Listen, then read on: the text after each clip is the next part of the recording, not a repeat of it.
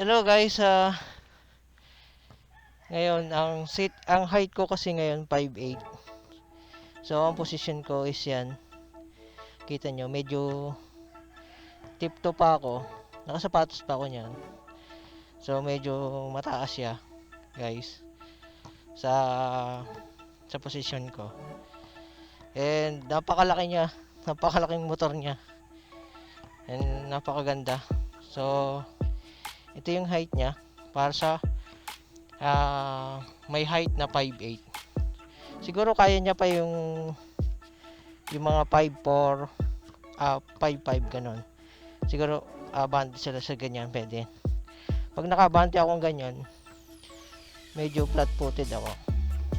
Kaya lang, dulon-dulo na yung aking puwet dito sa ano, sa upuan. So, pero ito kasi, kaya ko pang i-manage yung height nito. So, yun guys. Try nating i-test drive tong ADB na to.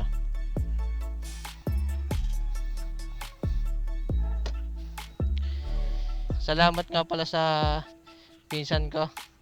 Siya nagpahiram ng ng ADB na ni-request natin na i-first impression natin tong motor niya. Kakukuha lang to, wala pang 1 week yun. So, yun guys. I-test drive natin. Tara. Hello guys. Gandang tanghali. Ang init guys. So, yun guys. Meron tayong dalang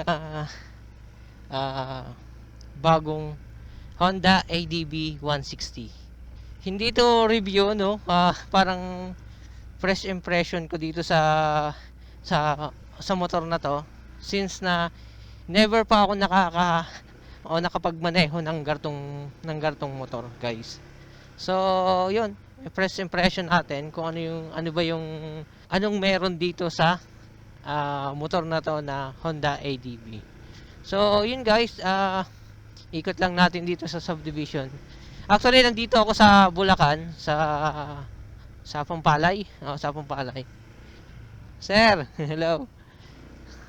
Ayan, dito tayo sa Bilisa.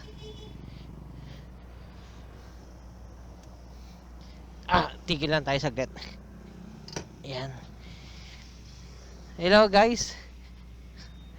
Nandito tayo sa Bilisa. And, ayan, yung ADB natin. So, yan, napakaganda, di ba? Ang laki-laki niya. So, dito lang tayo, iikot lang tayo dito sa subdivision nila kasi hindi ko pa kabisado yung daan dito. So, ikot-ikot lang tayo dito sa loob. So, yun guys, samahan niyo ako yung aking first impression dito sa motor na to. Wow! Tsaka yung preno niya, ang ganda. Nararamdaman ko yung ABS niya na yung may tumutunog, gumaganon siya. So, yun. Ang ganda. Ang ganda guys. Ang ganda ng preno. Napaka-smooth. Yun talagang pag pinireno mo, hindi siya katulad na yung bibigla na bug, gaganon. So, ito, dahan-dahan talaga siya. And then, napansin ko yung seat niya is ang lambot niya. Hindi siya nakakangalay. Kaya siguro nung nagpunta kami ng Tagaytay last week, dala to ng pinsan ko, binirikin namin to. So, yun, kasama yung asawa niya, si Kumaring May. Shout out sa pagpapairam ng motor ninyo. So, yun, napaka-comfortable pala ng dalhin itong motor na to. Ang bilis guys. Ang lakas ng hatak niya ng motor na to. Ang bilis yung cornering. Tapos sa banking, feeling ko ang ganda niya. Ang gaan niyan iliko ng motor na to. Sobrang gaan. Ayun subukan ko yung suspension dito kasi ang dami ditong Yan. Oh, di ba? Napaka-smooth. Yun yung talaga akong naanohan ko, na gustuhan ko dito. Siguro wala pa kasi akong ibang nadadalang ibang motor, kundi alam niyo naman yung motor ko, si Chocolate, yung naka-lowered kasi yon. So, nung una maganda siya kasi dahil yung suspension niya maganda kasi hindi pa ako nakakapag instance. Ngayon instance na kasi yung motor ko. Kaya lahat ng lubak nararamdaman ko kasi naka tabas na yung mga shock niya.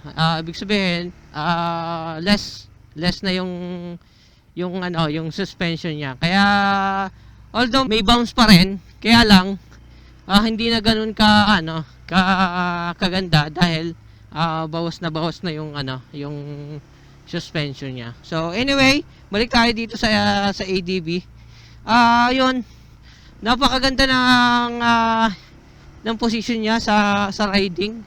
Ay hindi siya nakakangalay. Hindi siya nakakangalay, guys. Siguro dahil etong handlebar na to, naka-add siya ng comfortability sa riders. So yun, napakaganda. Although meron ako nakikita na mga ibang ADB users na nililip pa nila etong part na to. Siguro para mas tumaas pa, mas maganda lalo. Ayan. Oh, so yun guys, yan. Kapag naka-side stand yan yung itsura niya. And nagustuhan ko rin dito guys sa ADB, kahit sobrang laki niya, kapag sine-center stand mo siya, napakagaan.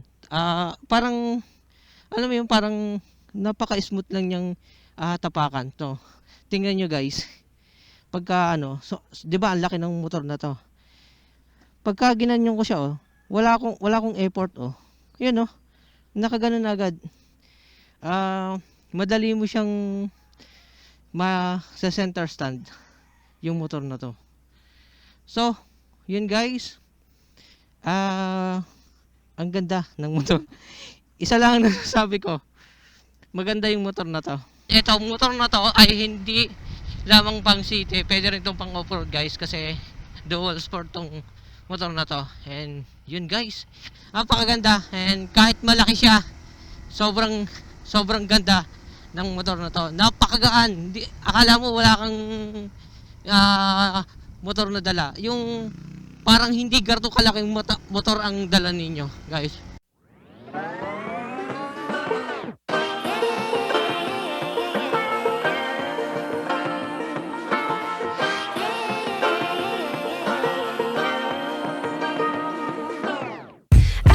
Be educated, but I'm so frustrated.